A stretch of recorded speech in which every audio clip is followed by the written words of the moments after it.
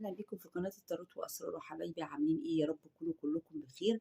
معانا النهاردة سؤال سريع كده، هل في رجوع للحبيب تاني ولا لأ؟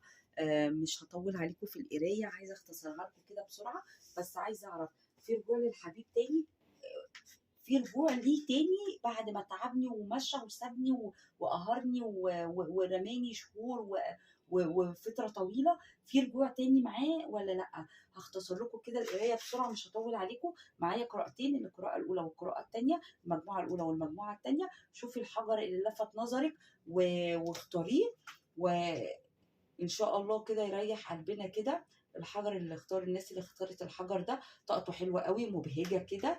والقرايه التانيه برضو الناس حطي طاقتك على الحجر اللي لفت نظرك، برضو طاقته حلوه. تمام. القرايه الاولى والقرايه التانيه. عايزين ناس بسرعه كده نعرف الحبيب اللي غايب عننا في رجوع ليه تاني ولا لا. يلا بينا كده بسرعه. بسم الله الرحمن الرحيم. مش بحب اطول في الفيديو انا. بسم الله الرحمن الرحيم. بسم الله. في رجوع للحبيب تاني ولا لأ؟ بسم الله. كارتين عايزين ينزلوا على فكرة.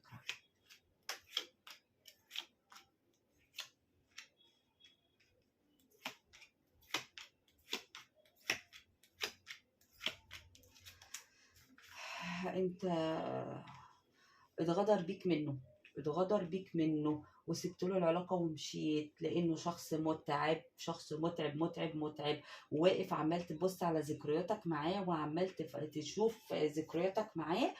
آم، ذكرياتكم معاه صعبة جدا. انت واقف متحسر على الأيام اللي فاتت كلها، سبت له الموضوع كله ومشيت العلاقة كلها. بس انت لسه متكتف في العلاقة، لسه بتحبه، وحنينه والحنين والذكريات. انت لسه متكتف في علاقته، بس حنينك وذكرياتك بيغلب. يعني انت لسه كده كده بتفكر فيه، وفي حق هو هيرجع يقدمه لك على فكرة. هو بيتوازن بقى في الفترة الحالية وعايز يرجع. طبعا في رجوع على فكرة، انتوا في بينكم رجوع وعمالين تختاروا، بس هو بيختار الوقت المناسب يرجع يتكلم معاك فيه. راجع يقدم لك حاجة تفرحك، حاجة كده تراضيك بعد المرار اللي وراهولك والمشاكل اللي كانت على طول بينكم. بيحاول يتوازن. انت مغدور بيه قوي، مغدور منه جدا جدا جدا. ده انت ما عندكش طاقة انك تقف على حيلك من كتر ما هو عمال يضرب فيك ويكسر فيك. شخص مش احسن حاجة عشان ابقى صريحة معاك. شخص مش حلو قوي. يعني لو تنفع تنساه وتبعد عنه اتمناها لك طبعا. لكن اكيد اللي مادام داخل بتسمع القرايه يبقى انت بتحبه وعايز تتواصل معاه. وانت كمان فعلا حد طيب جدا وهو عارف ده، وهو بيلعب على النقطه دي على فكره، وبيتحكم في النقطه دي. تمام. في رجوع ليك وهيرجع. لو الإجابة اللي أنا بسألها النهاردة، في رجوع لأصحاب القراية الأولى، في رجوع ليكم. بس أنا مش بتمنى لك الشخص ده، لانه انا شفت طاقتك معاه متعبه وتعب طاقتك جدا، فمش بتمنى لك رجوع معاه. بس طبعا دي بتاعتك انت وبراحتكم. اصحاب القرايه التانيه اللي اختاروا الحجر التاني، في رجوع للحبيب اللي كسرنا وتعب قلبنا. بسم الله الرحمن الرحيم. بسم الله الرحمن الرحيم. يلا بينا نشوف كده في رجوع ليه. وسايبك لوحدك ليه؟ شخص صعب برضه، شخص صعب جدا جدا برضو. بس انت بتحبه. مشكلتك ان انت بتحبه ودايب فيه، انت دايب دوب فيه، مش عارف تخلص منه.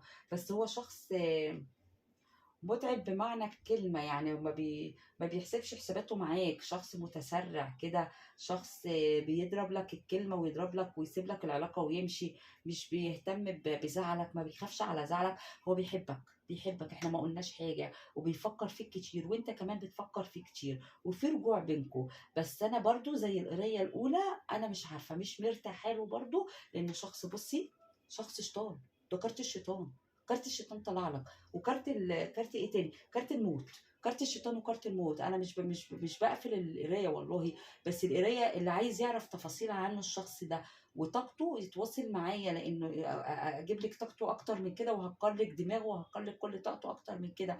بصي كارت الشيطان طلع لي. بيحب سوري العلاقات الجنسيه جدا على فكره. يعني هو شخص بيحب الحاجات دي قوي، العلاقات الجنسيه. شخص بيموت فيك ليل ونهار. يعني شخص بيتعبك ليل ونهار. شخص كل شويه يجي ويمشي. متعب. طاقته متعبة، طاقته متعبة. بيجي ويمشي، يجي ويمشي. شخص كده ما بيحسبش حساباته. بصي اخد حاجته على طول ماشي، على طول سارح، على طول هاجت، مكبر دماغه على طول، ما بيحسبش. بصي واقف فين؟ على قمه الجبل واناني بصي او نفسه في بدايه جديده، مش هنقول لا، مش هنقول لا، برجع وبرجع في بقيه الاوراق نفسه. بس انا بديكي صفات شخصيته، شخصيته ما بيحسبش حساباته معاك. يعني هو بيضرب لك الضربه ويمشي وياخد بعضه ويمشي، مش بيفكر فيك ولا بيهتم انت تعبان نفسيا، انت وحيد من غيره. بص انت وحيد من غيره ازاي؟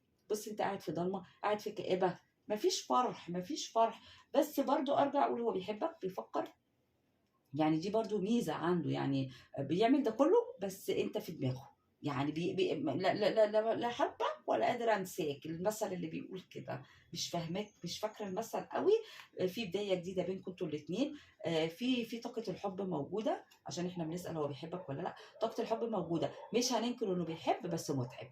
الإجابة من الآخر، مش هننكر إن الشخص ده بيحب بس متعب، مش بيموت فيك باستمرار. شخصيته كده كوكتيل كده غريب كده، ميكس غريب كده. المهم لو حابة تعرفي طاقته أكتر من كده وتفاصيل حياته أكتر من كده، اتواصلي معايا على الرقم دوت وأنا هحكيلك طاقته أكتر من كده. 015 54 6600 65.